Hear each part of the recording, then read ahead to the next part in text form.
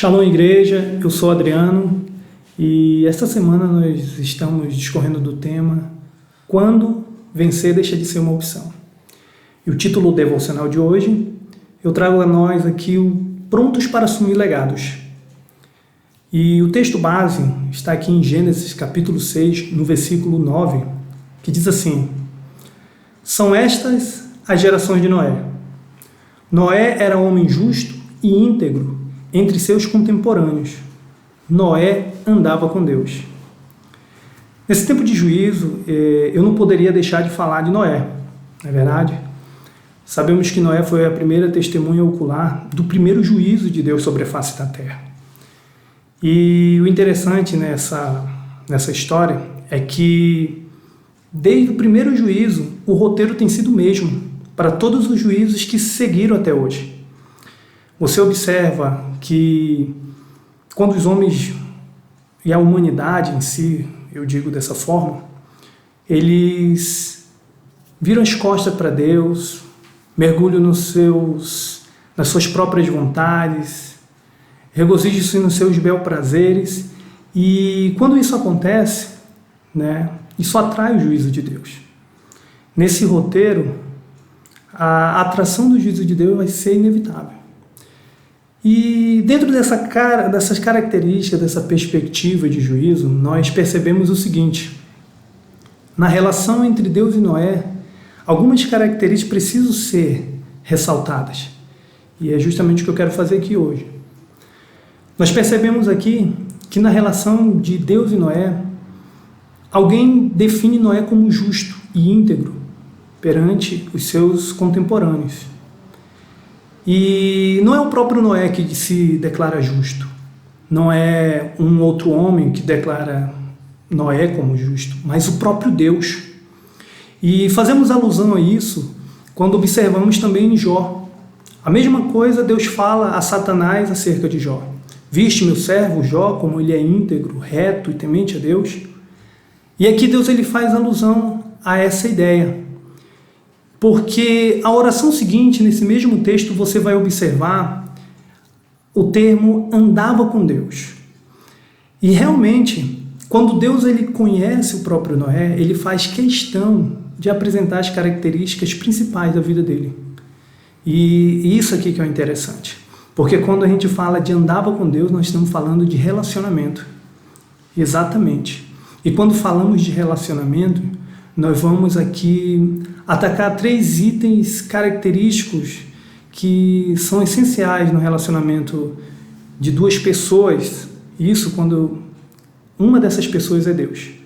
Identidade, submissão ao governo de Deus e o principal, que é a maturidade espiritual. Não menos importante, claro. A identidade ali, o Senhor, ele realmente... Ele trata, ele revela para nós quem somos. Não sou eu que descubro quem eu sou.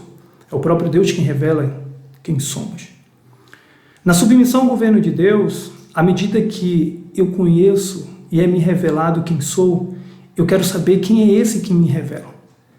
E aí existe uma reciprocidade, um ciclo que vai girando nesse termo identidade e submissão ao governo de Deus. Porque a partir de agora eu começo a estar submetido às diretrizes de quem me revela. E quando isso se torna uma realidade na minha vida, todo o relacionamento ele vai passar para um próximo nível. Chama-se maturidade. A maturidade espiritual. E quando chegamos à maturidade espiritual, aí sim, Deus ele observa que estamos preparados para receber seu legado. Todo legado é gerado em Deus. E isso aqui é muito interessante porque a partir do momento em que Deus ele faz esse link, vamos dizer dessa forma, a partir do momento que Deus faz esse link no desenvolvimento da nossa realidade espiritual, ele vê o quanto estamos preparados para assumir seus legados. E Noé era o cara que apresentava todos os requisitos. Era a pessoa, no momento ideal para assumir seu legado. Tanto que ele faz aliança com Noé. E ele apresenta todas as instruções com relação ao que ele tem que fazer acerca da arca, quem tem que entrar na arca, como tem que entrar na arca. E ali nós entramos no processo do juízo de Deus, quando o juízo de Deus alcança eles ali. E passa-se os meses e Noé sai da arca. E a primeira coisa que Noé faz ao sair da arca, do seu confinamento, é justamente sacrificar. E quando Noé sacrifica, ele vai apresentar algumas características de alguém que realmente sobreviveu ao juízo de Deus. E é uma das principais características que é observado é o fato de que Noé agora compreende que no juízo de Deus, todos nós estamos sujeitos a esse juízo, tanto justo como injusto. O segundo ponto que é observado é que no juízo de Deus, os justos são promovidos. E à medida que nós somos promovidos, nós percebemos que há preservação, porque não somente o justo, mas toda a casa de um justo. O terceiro ponto é observado que Noé, ele também perde nessa guerra, ele também perde nesse juízo. Noé tinha casas, tinha rebanhos, tinha terras, e a partir do momento em que o juízo se apresentou, ele perdeu tudo isso, e ele entende que é necessário perder para Deus para assumir o seu lugar, né, na sua posição diante do legado que Deus está apresentando para ele.